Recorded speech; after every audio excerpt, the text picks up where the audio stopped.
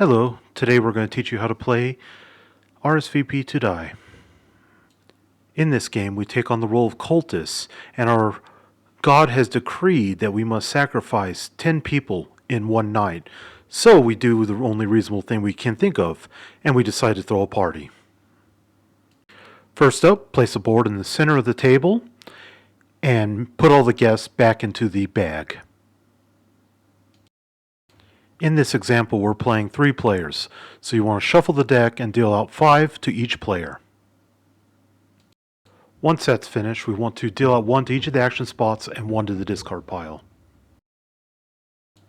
Keeping in mind the rank of the card listed at the upper left corner of the card. You do not want to draw any duplicates among the action spots and the discard piles. If you do, you will discard them, redraw, and then shuffle those cards back into the deck.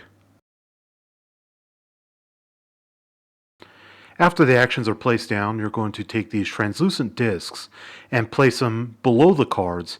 If the number is in the upper range, 6 through 10, you're going to place it in the negative. If it's in the lower range, 1 through 5, you're going to place it on the positive.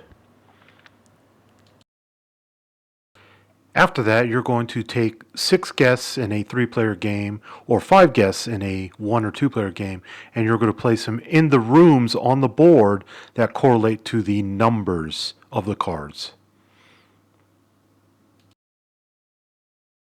After that's done, you're going to take the black disc and place it on the party intensity track, depending on what level you want the game to be. If you want easy, it will go in the green, medium, the second space, which is yellow, hard, the third space, which is red. The white disc is reserved for the solo experience and will not be used during this game.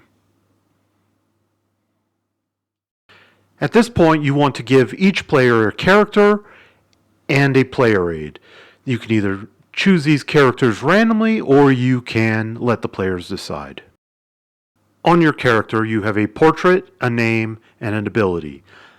The name of your character's color matches the pawn that you will choose and place in the landing. At the beginning of your turn, what you're going to do is you're going to draw a card, put it in your hand, and then you're going to play a number of cards to activate the actions. Ideally, when you place an action, you want to go above if it's positive or below if it's negative. After which you will perform the action. When you would play a card to move, you can move your pawn up to 2 spaces orthogonally. For sacrifice, if there is only 1 guest in the room that your pawn is located in, you can move that guest to the objective track, officially sacrificing them to your god. When you get 10 of these, your god is happy and you win the game. For the draw action, when you play to draw, what everyone at the table is going to do is draw a card. Easy as that. When you play distract, you're going to take half the guests from an adjacent room and move them into your room. Or what you'll do is take half the guests from your room and move them to an adjacent room. To get a guest alone in your room from the beginning of the game will cost 2 distract actions. 1 to move 3 guests to your room, and then another to move 2 guests to the room below you. And then you have 1 guest alone.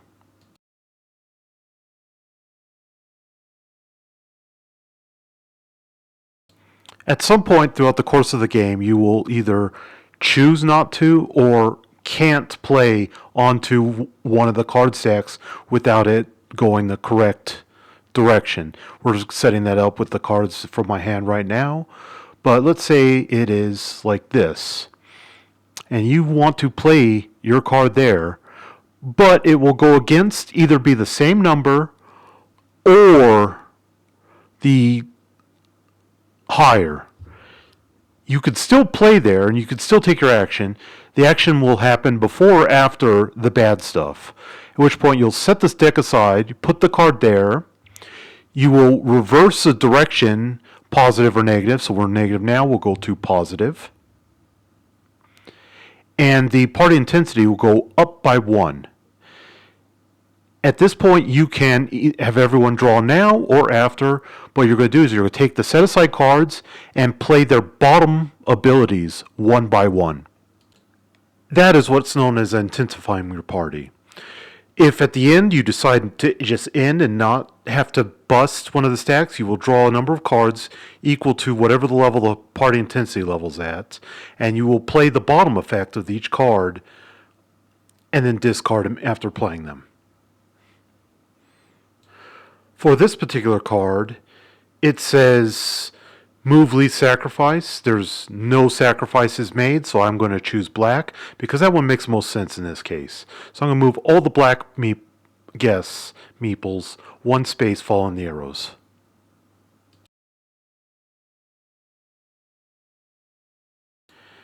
The next card is add guess. So we're going to add a number of guess equal to the party intensity track to the room that correlates to the rank of the top card of the discard pile. In this case, room 1 is going to get 2 guess. One of the other options for the mingle action, which is the bottom of the cards, is evacuate, at which point you're going to take all the guess in the room that correlates to the top card of the discard pile, in this case 6, and move them to the next room following the arrows, thus emptying that entire room. And the last type of action that the mingle cards or the mingle effects can be is effect. And effects can be just about anything.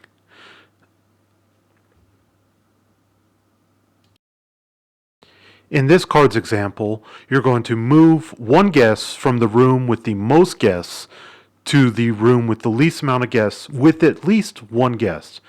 So at the start of the game, they'll all be the same, but you're just going to move one from one room to another. And you choose what color you want to move. As a matter of fact, if there's any ties in this game, you're going to choose. In the case where you would intensify action and do the entire stack, you can choose whether or not to do the action before or after you do the entire stack. In the case of, say, distract, you might want to do the distract action after you do the entire stack. This likely only matters for distract and move. You win if you get 10 sacrifices. You will lose if the bag ever runs out and you're trying to add somebody to the board. And that's how you play RSVP to Die. Thanks for watching.